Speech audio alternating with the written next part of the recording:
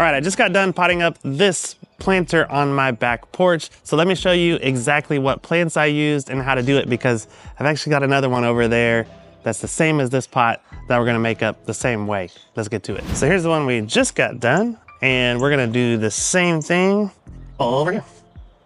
Huge planters, I always do something different with these each year. And this one's kind of fun. It's very unique from what I typically will do in these pots. Let's go to work. Okay, so we're cleaning out a lot of the old trash, leaves and sticks and stuff that were in here from last year, because we're gonna plant that big juniper right in the middle, and I'll actually have to dig a hole in this pot to get it in there. Not a hole in the pot, a hole within the soil in the pot. You know what I mean. Do you know what I mean? You know what I mean. I probably look tiny next to this giant pot. I also stepped down off the deck, so it looks even taller. So what I have here is a Hetzi column juniper. So they're a juniper that grows kind of upright and narrow. The plan is to put it in this pot, leave it in here for a year or two, change out the color around it periodically as needed. And then as this thing starts to grow, it'll eventually get too big for this pot. And so I'm gonna take it and plant it out in the landscape somewhere as a nice landscape juniper. So I like to do that a lot of times with pots, is put something in there just temporarily, and then when it's getting too big, use it in the landscape somewhere. It's kind of fun.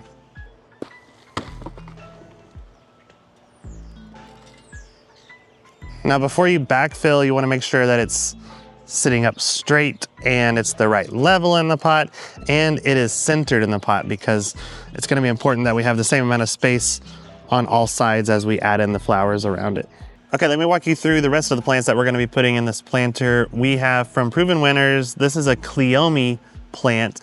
Sometimes these are called spider plants, different than the spider plant, house plant, obviously. But these Cleomes are very heat tolerant. They get tall, and pollinators like these little flower clusters they get on them. The leaf is, well, it's interesting because it looks like a different kind of leaf, right? But anyway, this variety is called Señorita Rosalita, and that's gonna be closest to the middle.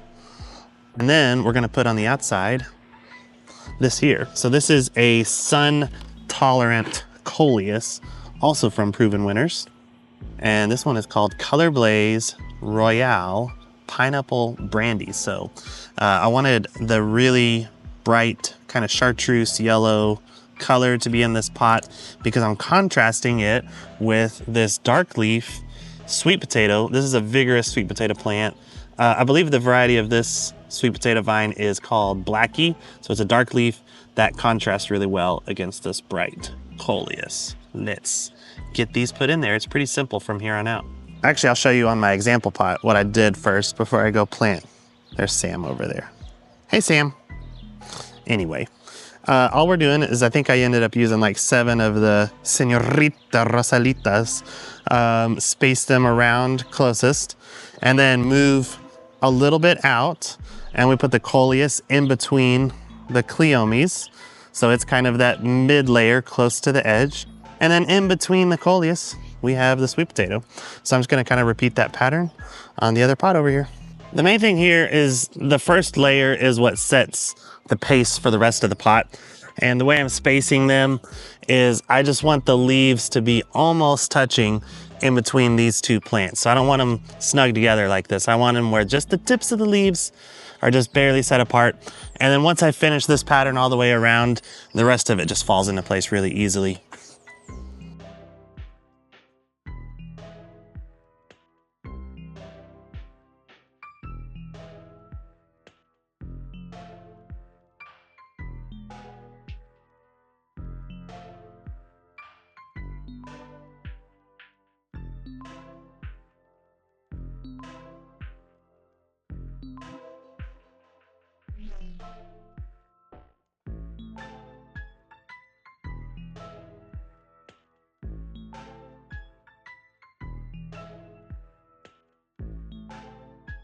Okay, so those are in. You can just kind of see the spacing here.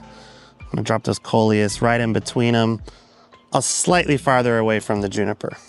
Okay, those coleus are in, and you can see we've just got little pockets right here, and that's where we're gonna drop in those sweet potatoes, and we will be done. All right, and we're done. When you do this circular pattern, you'll see that the sweet potato ends up going right in front of the cleome here and fitting right in between. I'll be interested to see how this grows out throughout the summer and how these plants perform in the heat. I think they're gonna do really well for me, so let me know what you think. It's a little bit of a different combo than what I typically will do, but I kind of like it.